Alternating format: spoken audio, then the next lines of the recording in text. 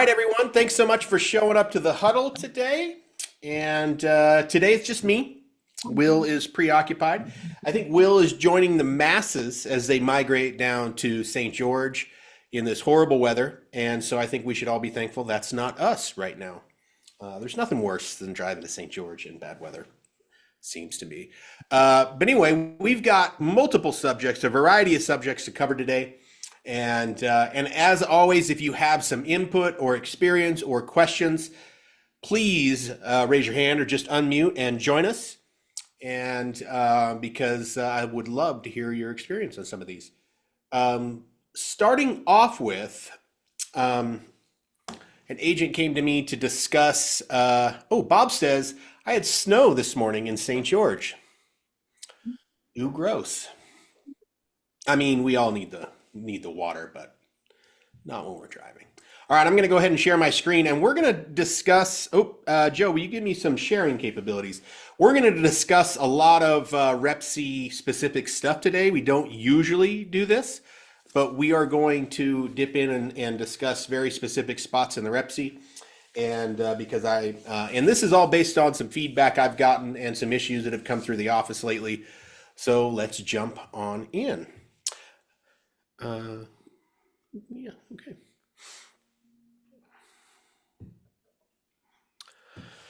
All right, you should be looking at the real estate purchase contract. If you do not recognize it, please contact your broker.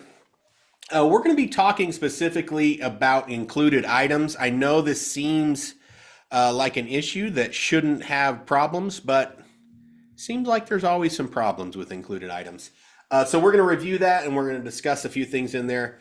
Okay, so section 1.1, unless excluded herein, this sale includes the following items, if presently owned and in place on the property: plumbing, heating, air conditioning fixtures and equipment, solar panels, ovens, ranges and hoods, cooktops, dishwashers, ceiling fans, water heaters, water softeners, light fixtures and bulbs, bathroom fixtures and bathroom mirrors, all window coverings, including curtains, draperies, rods, window blinds, and shutters, window and door screens, storm doors and windows, awnings, satellite dishes, all installed TV mounting brackets, all wall and ceiling mounting speakers, affixed carpets, auto garage door openers, and accompanying transmitters, security system, fencing, and any landscaping.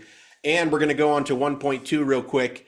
Other included items. So these are the stuff that we are going to either manually enter or check those boxes. The following items that are presently owned and in place on the property have been left for the convenience of the parties and also include in this sale. And we're going to check washers, dryers, refrigerators, microwave ovens, and then we're going to check other and include those. So what is the common denominator, especially in 1.2?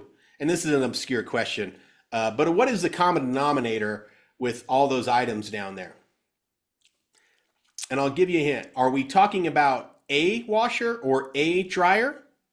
Thank you, Rachel Moody. I can't believe you pulled that. I didn't think anybody would guess it. Rachel Moody with 1,500 bonus points. Congratulations, Rachel. All of those things are plural. And we have had a couple issues, not very common, but please pay attention to them. The most common one where people mistake those is refrigerators, plural. That's an S. So if you have 4 refrigerators on that house and they write and accept this offer, you get 4 refrigerators as the buyer. Commonly misunderstood. Rachel says, I have paid for too many garage refrigerators. I think that's the most common one. Everybody thinks that, oh, no. Just the one. I mean, if you think about it objectively, why should just the one in the house be the only one that we're picking? It doesn't make a lot of sense. But yes, thank you, Rachel. Plural. Please be aware of that. How many of you are going over these included items specifically and in detail, as well as the excluded items when you're writing these offers? Throw it in the chat or unmute yourself. I think these are very specific and detailed conversations we have to have before anybody is writing offers. Pete says, always, thank you, please do that. This to me seems like I always have paranoia about these things. Like, am I going to miss something? Have I not included something? What am I missing here? I think that should be built into your your realtor DNA to have really great conversations surrounding these. And it does take only a couple garage refrigerators to cure you of this issue. So, all right, I love these answers. Always, yes, always.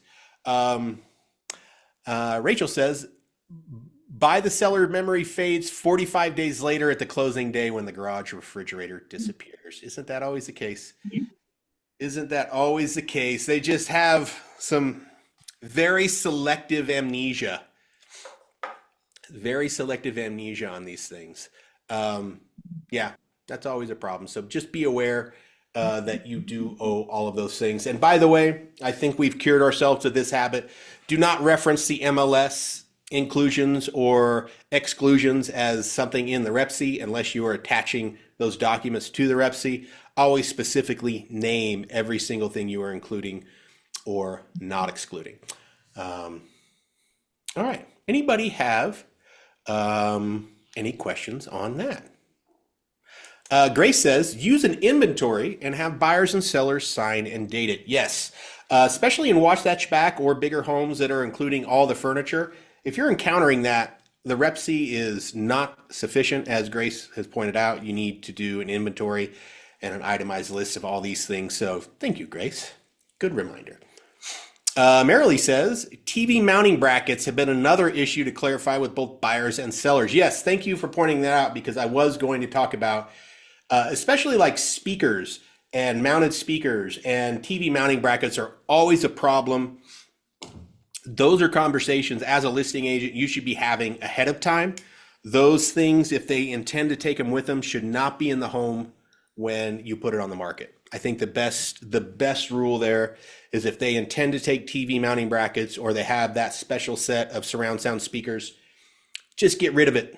Just have them take it off before they even put the home on the market, and then we don't have to worry about those things. Pete is correct. So the rule of thumb there is if it is affixed to the property, it is part of the property. So the TV is not, but the TV mounting brackets are absolutely affixed to the property. And if they're not, your TV is going to fall off the wall. It's too heavy. So there we go. Thank you. Grace says, what if they are replacing a chandelier? Really good question. So this all depends on when this property goes under contract. I'll give you the broker answer and then the practical answer. The broker answer is whatever is there the day the second the property goes under contract is what is included. The chandelier is absolutely affixed to the real estate, and so it is going along. Now, if the buyer walks through and they intend to replace the chandelier, as a listing agent, I think those are the conversations you have immediately, and let them know what you plan to do. And if they do plan to replace it or something along those lines and haven't done it yet, you better have the buyer involved and have something in writing. Have a reference number of the chandelier, the manufacturer, or something to note that it is okay to replace. As a reminder, the second the property goes under contract, the seller is no longer able to make repairs or change things without the permission of the buyer. Raquel says, I have had to buy garage door openers that the seller never had to begin with because of 1.1.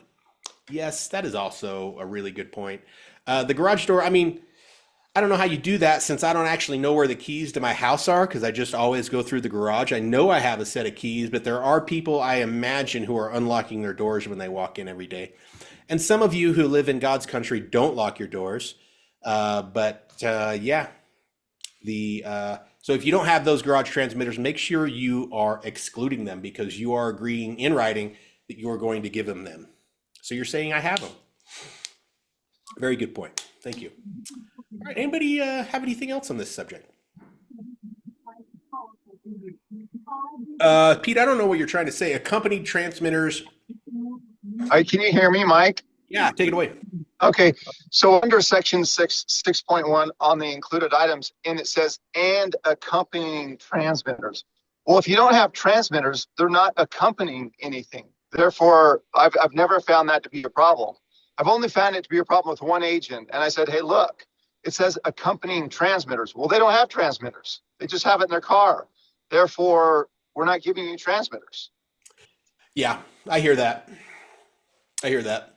And also, That's very fair, Pete. I would say that there is a part of me that totally agrees with you, and there's also a lazy part of me that goes, listen, for $45, I can never talk to this person again, and I'm just going to go buy a transmitter.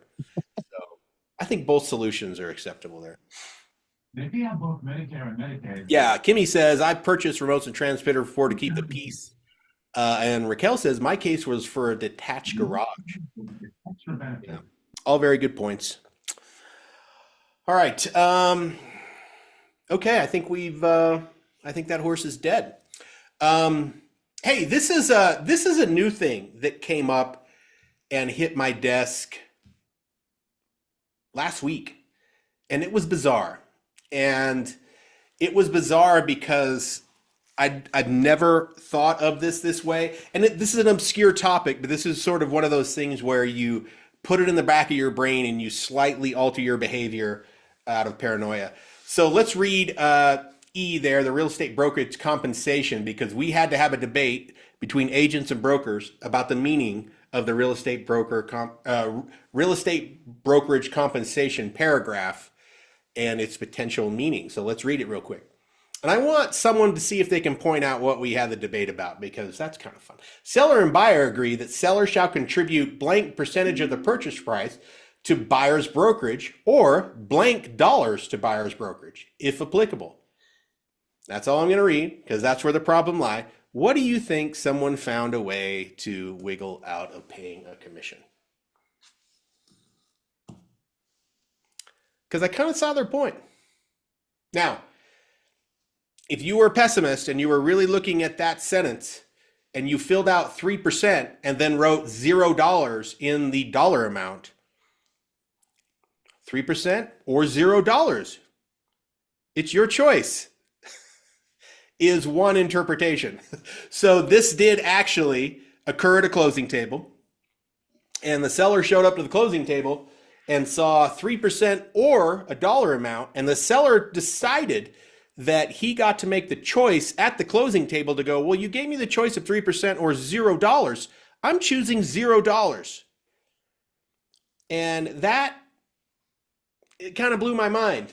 But it's not the most ridiculous argument I've ever had, but it's ridiculous. So just know that I don't even know if this is hitting. The reason we know this is because it hit the Board of Realtors, and the Board of Realtors sort of looked at it, and I think they may even be saying, okay, we're going to make some clarifying language around this when we update the REPC.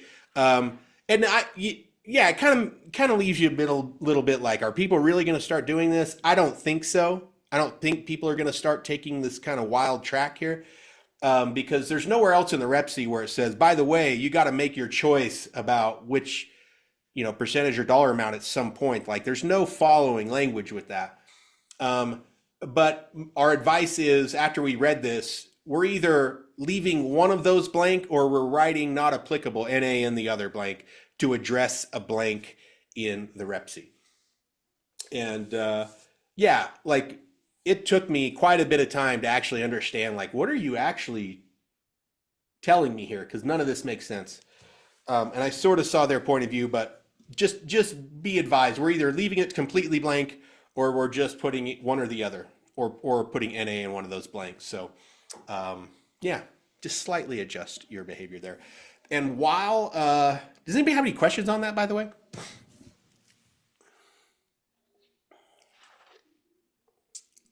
Moving on. We're going to stick to BAC, but this one is a question and answer period. By entering in the chat, how, and I think we're talking in reference to market conditions, how is everybody doing with their BAC request on their REPCs lately? Are we getting the amounts that we're asking for? Just throw it in the chat, please. Pete says no. Bob says no.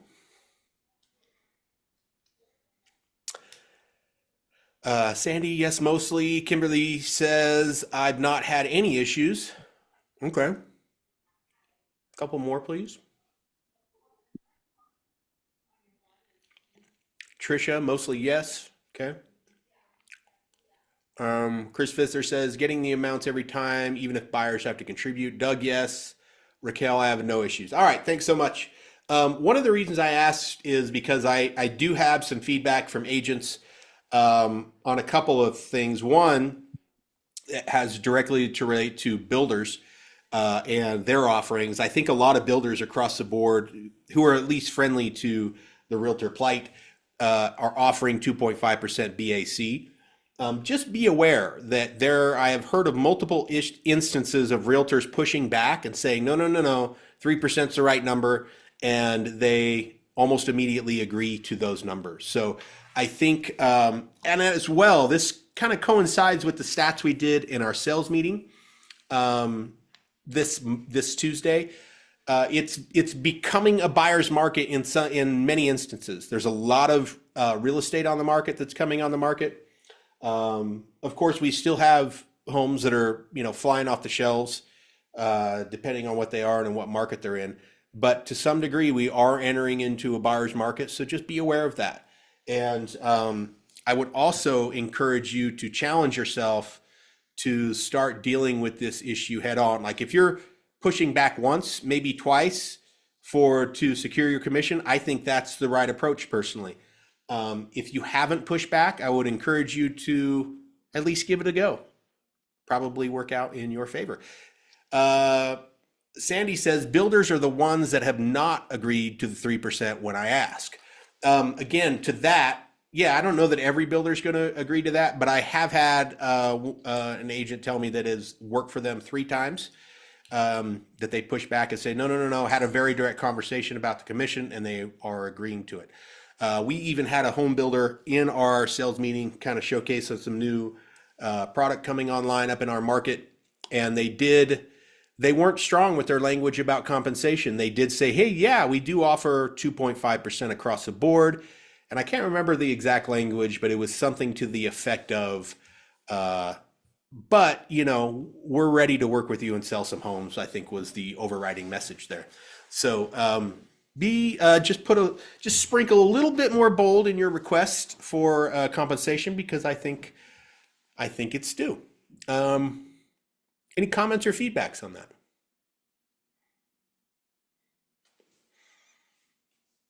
Okay. All right. Let's talk about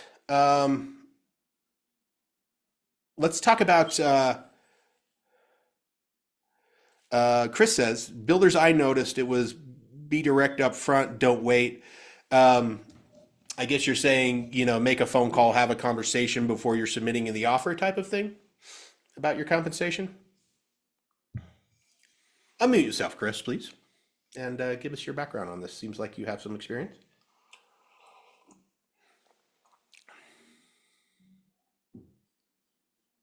You're unmuted. I cannot hear you.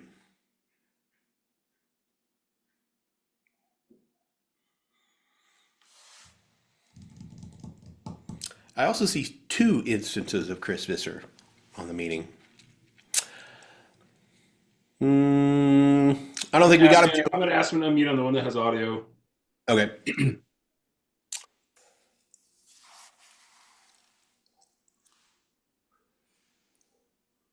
Okay. Well, we'll keep going. I think I'll speak to what I think is a good strategy. I think if you're especially with a builder who has stipulated or said this is what we're paying, yeah, you can just put your amount in your offer and not have a direct conversation about it. But I think the slightly more forceful strategy would be that you make a phone call to these builders and say, hey, my people are very interested. They want to move forward. I'll send you over the offer, or we'll, agree to some terms, but part of their terms that are important to them is compensation. And we have negotiated my compensation and it is 3%. So just so you know, we will be including that in our offer. And that is a point that they will be paying attention to. Or, in your own words, in your own manner, in your own way. I think that's a conversation that should be had over a phone call, if possible. So there you go. All right, moving on. Let's talk about uh, financing risks for buyers. And please contribute in the chat as well. I've had two instances of buyers having some financial issues, finance issues, and I feel like they haven't been all our people. They have been, the buyers of our listings. What kind of give me some perspective on what kind of conversations you're having with your buyers about their risks as it relates to their due diligence and paying for inspection, paying for appraisals, and oh, by the way, your financing may not, you still have to get fully approved for your financing. You still have to have final approval for your financing.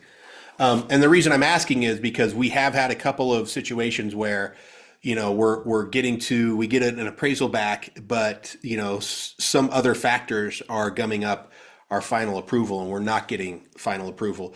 And the buyers are turning around and looking at us for a solution or compensation, or looking at the seller for a potential solution for their risk. Are we as a brokerage and an agent group having direct conversations about the potential risk of their dollars that they're about to spend and who's responsible for them and whatnot? Throw that in chat if you would, or unmute yourself.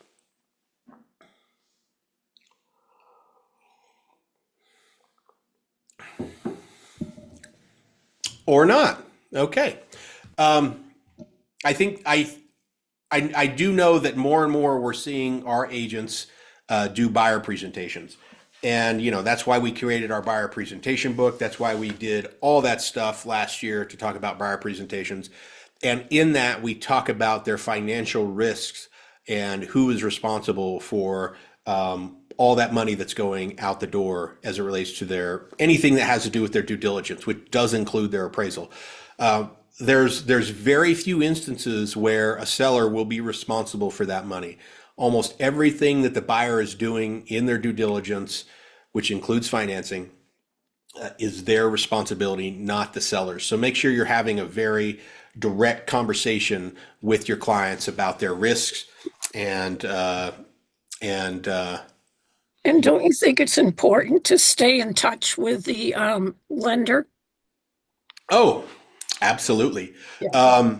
I think there's all sorts of scenarios that pop up, and this is where the trust of your lender is very, very important, and staying connected and having very direct conversations with them about that. I mean, things pop up all the time that could gum up some financing, but we absolutely, I think where we can get ourselves in trouble, if their financing fails, or let's say a lender drops the ball, which sometimes happens, not very often. I mean, we drop the ball too, right? But if a ball has been dropped somewhere and we don't realize, the agent doesn't realize for a couple days and doesn't act, that's on us too. Like it's our responsibility to help manage all these situations to the best of our ability. So staying up to date, constantly communicating. But I think we can all agree that, the best partners in a real estate transactions are the ones that maintain communication with us as well. And that's one reason why I really like our partners. They're coming back. They're communicating with us all the time. Pete says you disagree. Take it away, Pete. Sorry. Can you hear me? We can, and you don't have to. My bad. You're talking about the lender when you say keep the open lines of communication going. Yeah. Sorry, I thought you also had mentioned the. This is going to sound bad, but you also had mentioned the other agent. Oh, yeah. So, I mean, we want to. Well, I mean, we should keep the lines of communication open. But here's a perfect example. Just last week, we had an offer that was counted off of days of acceptance as opposed to solid dates. Mm-hmm. And so there was a misunderstanding on the other side of the agent. And so we went and talked to someone because we wanted to check in, because we were like, hey, should we? And the take was from the person we were speaking to was, look, unless your client has advised you to reach out to the agent and correct their mistake that they're going to make, that's on them. It's not on us. And, I mean, when we talk about keeping lines of communication open, now certainly I never want to jam an agent up unless I really can't stand them. But the advice from the senior counsel was, no, you don't advise the other agent because your clients have not given you permission to do so. I just thought that was interesting. Oh yeah, I totally agree with that strategy. And quite frankly, it works out in whenever there's real problems in transactions where I'll just tell you this, like there has been multiple times in my career where a transaction has just blown up, and the other side is mildly aware, and we're in these instances we're all, it's been the buyer, we have represented the buyer, the transaction blows up, the other side is mildly aware of it, and they kind of feel like we're not going to close. By the way, the right thing to do is for a seller to show up and close. The seller has to show up and close. And so, I'm not going to let them know that that's part of the contract so they can fulfill their contract. So it's a really good example of it's not in our client's best interest to point out other people's mistakes. For sure. Well, I've just always believed our job is to try and keep the deal together as far as that goes, not to just jam someone up, so to speak, to get the upper edge or to hold something over their head. But I mean, at the end of the day, we've always looked at it like, look, we're kind of the middleman here as far as that goes. We're trying to keep this thing moving forward and not just say, hey, no, screw you. We're just gonna let you make your mistake here, and you're gonna pay for it, so to speak. Yeah, absolutely. And this is a good example of why our job sticks around, is because there's so much context surrounding every transaction, and good real estate agents are able to interpret that context and make those decisions on the fly. That's one of the reasons why we're really valuable. So yeah, okay. All right, thanks, Pete. By the way, does anybody have any questions on that? We're talking about financing risk and due diligence risk for buyers, and how they are taking on that risk. They're taking on the financial problem there. Hey, Mike. Yes. I had an interesting situation this week happen that have never happened before, but I had a seller who's also a buyer. So this on the sell side, he had his buyer schedule their inspection, and then they in turn scheduled their inspection on their purchase. But when I realized the dates, I had a conversation with them that they may want to wait until after their buyer inspection is done, in case, they find something and they can't negotiate out and the buyer walked. They didn't want to be out the expense of the inspection on their purchase. So it was a good conversation, and they hadn't thought about that. They were really appreciative that I kind of pulled the reins back a little bit on their inspection on their purchase until their buyer was good to go with everything on their inspection on their sale. Does that make sense? Yeah, it does. Yeah. That connects really well to our last huddle when we talked about subject to sale and the risks that sellers are taking when they agree to those things. And that's a good example of one of the risks that they're taking, is that they really need to trail the buyers of their home and the actions that they're taking. Really good example of that. So did everybody catch that? She's essentially advising her seller. Correct me if I'm wrong, by the way, Kimberly. She's essentially advising her seller to spend money as the buyer of their home spends money, or even after the fact, so they can have some confidence that I'm at least trailing the transaction of my own buyer. Does that make sense? I don't know that I said that more clear than Kimberly did. Yeah, thank you, Kimberly. No, yeah, good example. You always got to. I mean, when people are selling and buying at the same time, you guys know it's complicated, a lot of balls in the air, and we got to pay attention to all of them. So, all right, let me check my notes here. Man, we're cruising through all my notes. I thought I had multiple. We've covered a lot of subjects today.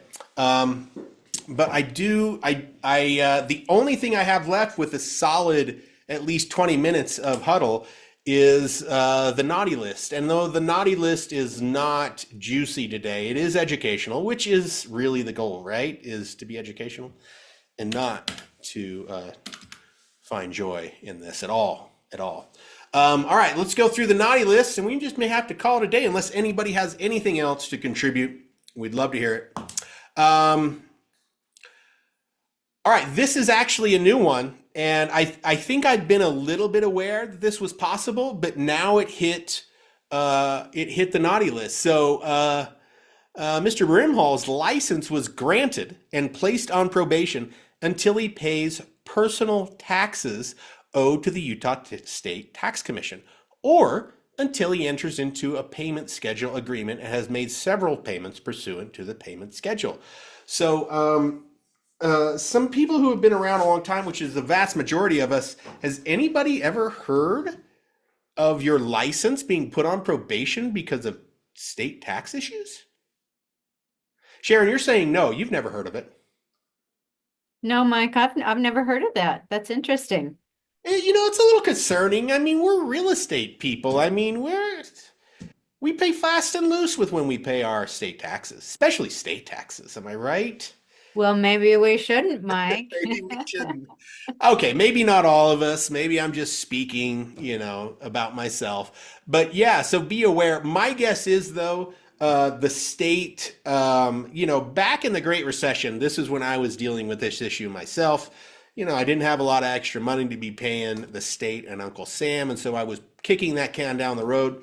And as long as I was in communication with them and saying, hey, I'm trying to resolve these issues, everything always turned out fine. They never pressed the issue.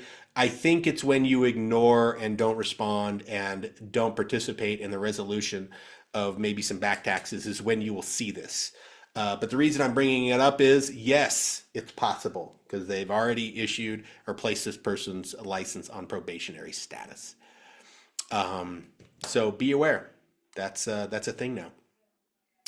All right, this is a lesson that we always need some reminders on, and I can't read this person's last name. So Miss So-and-so admits that she entered into a concurrent agency representation when she knew or should have known that her principal had an existing agency representation agreement with another licensee.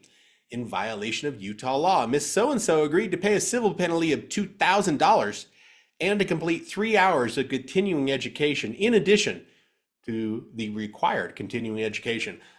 This is a really good example of why we always have to ask, and it is required by state law, are you working with another agent or have you signed another agreement? It is your responsibility to ask that question.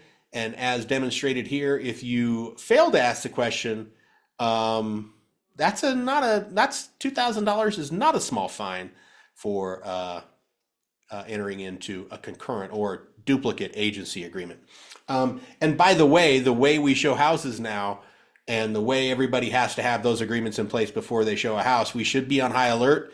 And if someone has walked through a home before we meet them with another agent, we ask those questions and we get confirmation in writing that, no, I don't have that from our client, right? That we need to push that issue a little bit more than maybe we might have in the past. So be aware that, yes, you can get fined quite a bit of money for failing to ask those questions. All right, last one. Mr. Harmon admits that he signed lease agreements as landlord with regard to properties owned by his wife, but failed to disclose his status as a real estate licensee. The owner of the rent, let me read that again. Mr. Harmon failed to obtain written agency with his wife, the owner of the rental property. These actions are in violation of Utah administrative rules. Mr. Harmon agreed to pay a civil penalty of $1,500 and complete more education. So I know there are a lot of us on here who own some real estate that we're renting out. Think of how innocent of a mistake this is, that he has a license and he didn't get an agency agreement with his own wife to sign documents.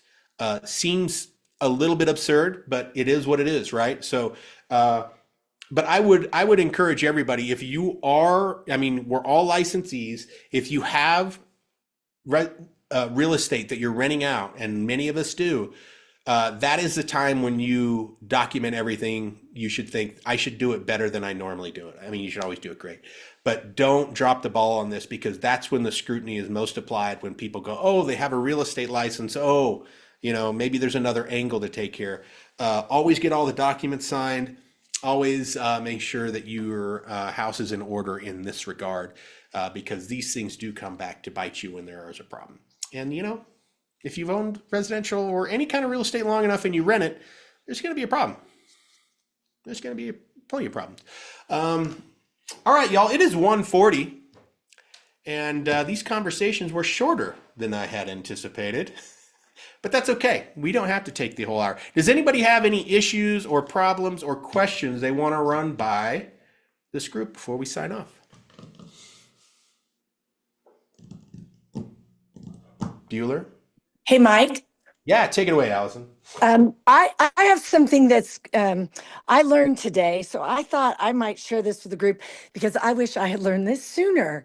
I was unaware that as subagents, if I have a listing and I'm out of town and a buyer calls me to see the property, anyone in our office is considered a subagent and can show that to a buyer that's only interested in my listing without getting agency. And the same goes when an agent calls me to show their buyers that they have signed agency with, I am allowed as a subagent to then take their buyers through any property without them signing an agreement, just subject to that one house or one day or whatever. And I have believed since the lawsuit that I had to have paperwork with my name, whether it's for a day or a specific property, to take someone through. So that was fabulous to learn today, because in the past, I've had to schedule open houses in my listings so that buyers who refused to sign agency with another agent in our office because they just wanted to see the house. So I just thought I would share that information. Does that coincide with what you believe to be true? Because Rob and I were on the phone for a long time today about this. Yes, if I never addressed this specifically, but if you would have just asked me that question, I would probably have answered yes. That's totally okay, because these agency agreements, and listing agreements are with the brokerage, and every agent who signs it is a subagent, I think, is the technicality of it. Sharon, what is your thought on that? Do you agree with what I just said? Well, I think that because we're in the same agency and in our paperwork, the broker has the right to appoint someone else to act on behalf of that listing agent. So I think maybe that's the category it falls under, is Yeah. how I see it. Allison, is that how Rob explained it to you as well? Well, so on a listing, Rob explained it that, so on my listing, Maura was showing a buyer, and Maura wasn't showing to necessarily pick up the buyer. She was showing on behalf of the seller. So because of the contract, the listing contract, anyone, it's the same reason you can hold open houses, basically. But you don't have to hold an open house to show buyers that don't have a signed agreement. So I thought this was a fabulous revelation today. So I wanted to share that information. No, it is. This is good because, it's one of those things that's never perfectly explained. And I think you did a good job of explaining it because, yeah, you're right. When we do open houses, you're essentially acting as an agent of the seller, regardless of whether or not you're on that listing agreement. So I think the same clearly holds true if you're going to open that house for a potential buyer. So yes, thank you, Allison.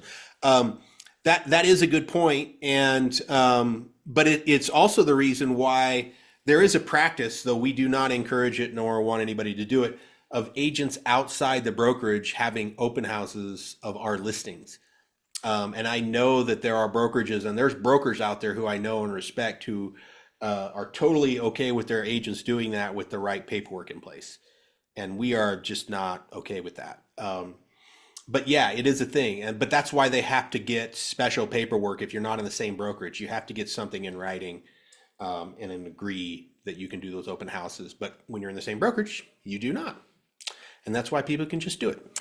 So very good reminder, Allison.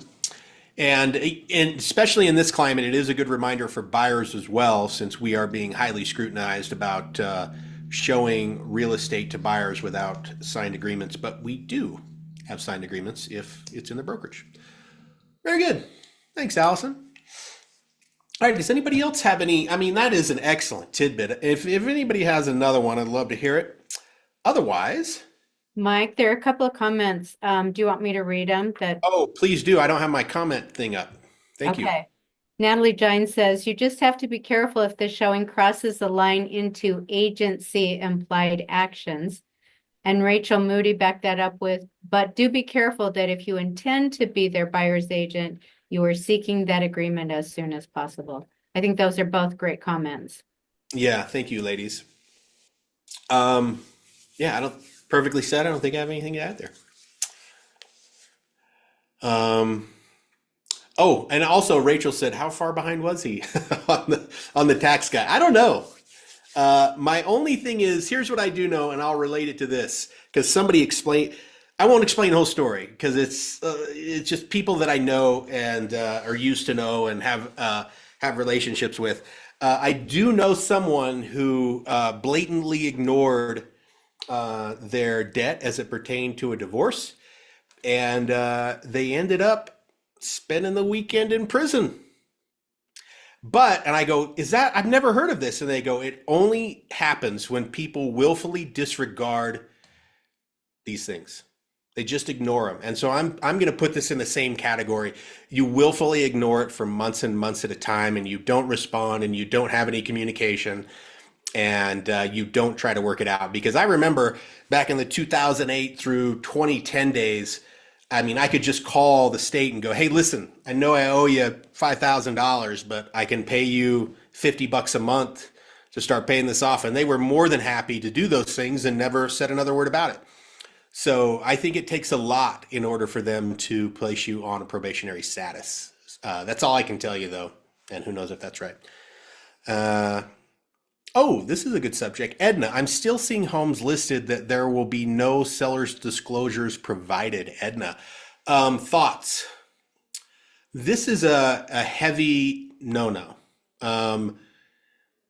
So one, let's just, the scenario in which you're pitching is you write an offer, a regular on our Repsy, and a seller responds back with, we're not going to provide any seller's disclosures. I don't know. I mean, that's a really hard one to advise your buyers. Like, how bad do you want this property? Because you better want this property really bad if no one's willing to sign a seller's disclosures. But there's tons of situations that could pop up, right? I mean, what are you really going to do when someone who lives on the East Coast is selling their parents' property and they've never lived in the house and their parents bought like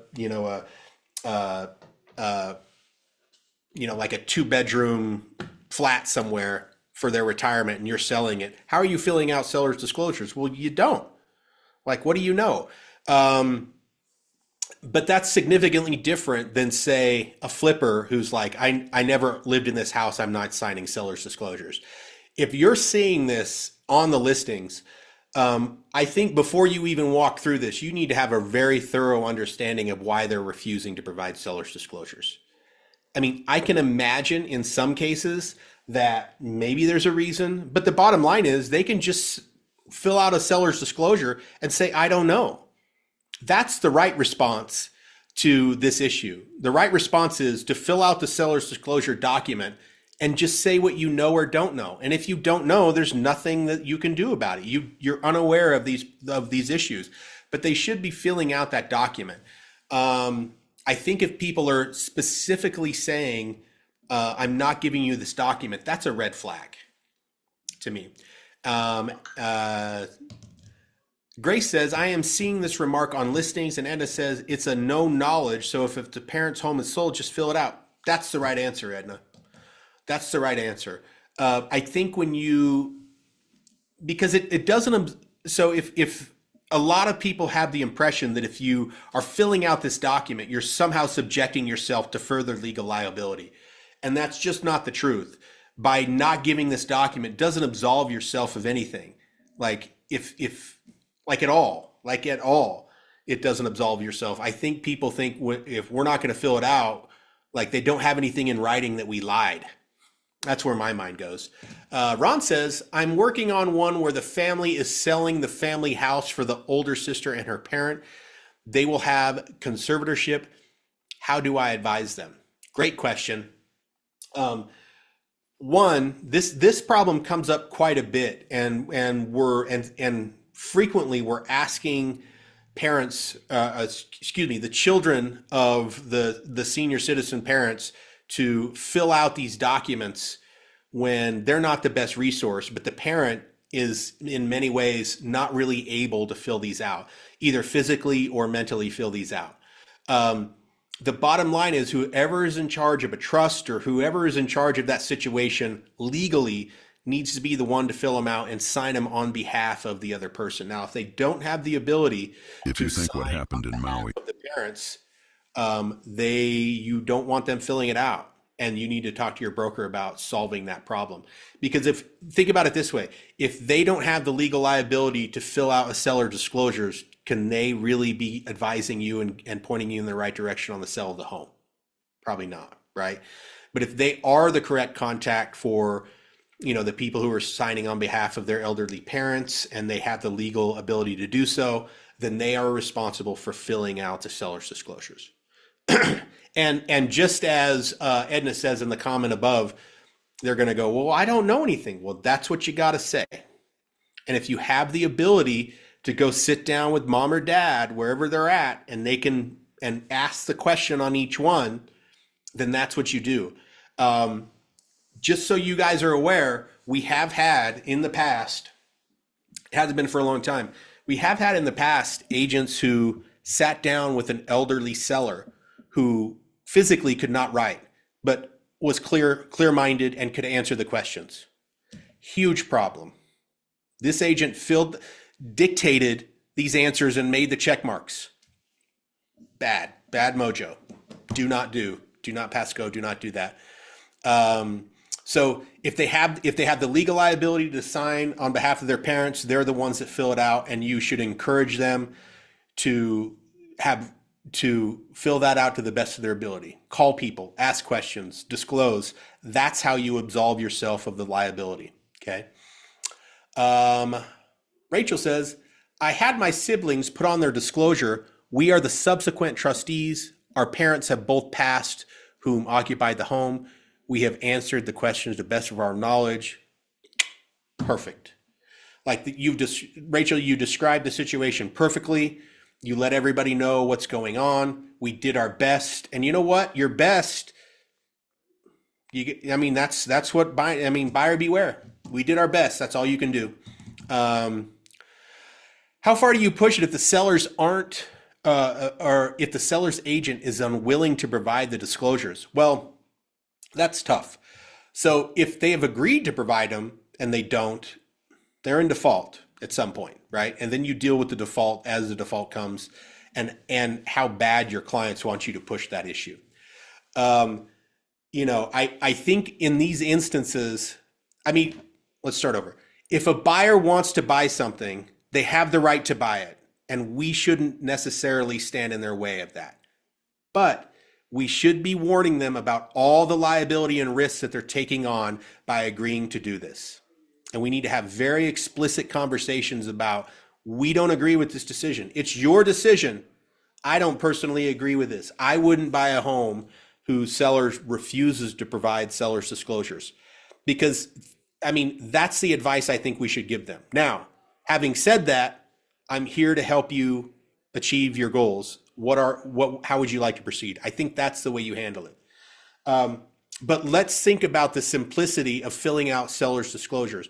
What we're asking people to do is fill out a document, and they have the option to just say, I don't know, check a box and sign at the bottom.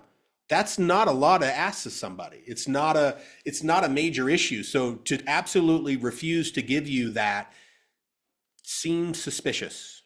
And I don't know why someone would just simply refuse with good intentions and just say, no, I'm not doing that. I have met some old timers who won't sign even a purchase contract and want to just show up at the closing table. That's another issue. So I think you have to give them very direct advice that you don't think this is a good idea. I wouldn't advise that you do it. That being said, I'm here to help you achieve your goals. I think is how you handle that. And maybe the expense of additional expenses. Yes. Yeah, that's a good thing. And I think when you're encountering this issue, if they're like, hey, listen, that's okay. I'm going to do my own inspections. So I'm going to take care of it. This is kind of dangerous territory for a real estate agent. So make sure you have in writing that you've advised against it. You better get really good inspections. You better follow up on every single issue because it feels like they're trying to hide something. Edna says it is mandated by the state, correct? Well, it depends on, I guess, on what you're really getting at there. So you are required by law to disclose all known defects as a seller of real estate. Yes, you are required by law to disclose everything that you're aware of. Do you have to use this form? No. Yeah, and so yes, they're required to disclose all known issues. They are not required by law to fill out the forms that we're providing. The forms that we're providing are just really great forms to elicit the memories of people to help them disclose things they may not remember, right? That's what our forms are for in this instance, the seller disclosure forms. But they don't, I mean, in my experience, and I could easily be wrong here, but in my experience, if someone just refuses to fill this out because why should I have to tell anybody this stuff? Well, you're required by law. Well, that's stupid. Well, okay, you're still required by law to do this. So, I mean, and I've walked through a building with a guy and I said, hey, and by the way, you know, talking about the selling process, I said, and then we should fill out the seller's disclosure form. Why would I do that? I go, well, you're required by law to disclose all known defects. The law makes me tell, isn't it just buyer beware? Well, it is, but you know, if you know something and don't disclose it, you are still liable for it, whether or not you fill out a seller's disclosure form. Okay. And the liability is the same. I mean, I think they're just like, I'm not going to let them catch me lying on a form. It doesn't change the situation. So, Edna, have I helped at all? Seems like you might be in the middle of it right now. So on mine, it's the family home since like 1962. Mhm. However, the sellers have only lived there, let's say, the last 20 years. So the younger siblings would get conservatorship to fill out the contracts. So will they be filling that out as if they know the last 20 years or the whole 60 something years? Everything they know. So there is no timeline. There is no timeline on knowledge of these issues. So, I mean, and it even goes down to, I'll invent a scenario. Let's say that they were neighbors to this house for 10 years. They bought the house, right? And then lived there for 50 years. If during the time before they bought it, they were aware of a roof leak, a basement flooding, a tree falling down and destroying a bedroom, they have to disclose what they know about the house, not just during the time that they lived there. And that transfers to us as well. So if you go and sell a home 3 times in a row because you're a great real estate agent and you've been in this business for 30 years, you don't get to conveniently ignore the disclosures of the first sale. That's part of the home's history. So if you're aware of the home's history and the issues, you have to disclose them. It's to your knowledge, not to your knowledge while you owned it. Sharon, do you actually agree with that? Just want to get some confirmation. I feel confident, but No, absolutely. I mean, the form just says that you're providing material facts about the home that you're aware of. So that's the crux of it. If you just read the beginning statement about what the seller needs to disclose, that kind of helps, I think, state everything they own. It's I mean, everything they know about the property, regardless of, like Mike said, regardless of a time frame. yeah. And Edna, if it means nothing. By the way, the last thing I'll say on this subject, and then man, we're at the 1 hour mark. The last thing I'll say on this subject is that Shoot, my brain went dead because I was looking at Rachel's comment. Let's read Rachel's comment. Rachel, when you have a third party that know absolutely nothing, in example, trustee or banks that have never been there, you can remove section A from the rep sheet and disclose on the MLS that you will not provide a written disclosure. Correct. Sharon, help me out here. I don't know that I have an answer. I don't have a confident answer.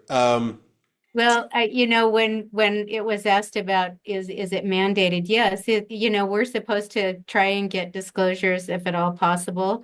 But if they truly have no knowledge about the property and everybody agrees that there won't be any seller disclosures, then you can move forward that way. It just has to be a mutual agreement between the buyer and the seller. Yeah. Okay. Thank you. Does that answer the question? Yeah, I think that's a great answer to the question. Yes, you can do it, but remember, this is actually reminded me what I was going to say to Edna. We have to transfer whatever we're doing to the purchase contract. So it's irrelevant to say on the MLS that we're not providing these things. If you execute this without doing anything, you execute the purchase contract, they're bound by the contract to provide seller's disclosures. So yes, trustee or bank-owned property, like what is the bank going to say about the property? Maybe something, maybe nothing, we don't know. But you have to have that in the rep C. Like you have to carve that section out and both agree that it's not happening. And that's where you as the buyer's agent need to come in and say, hey, we don't agree with what's happening. And there are certain situations where like there's nothing they know. Like it's just it's a number to them. It's a tax ID and a street address. That's all they know. So yeah. Can be done. All right, y'all.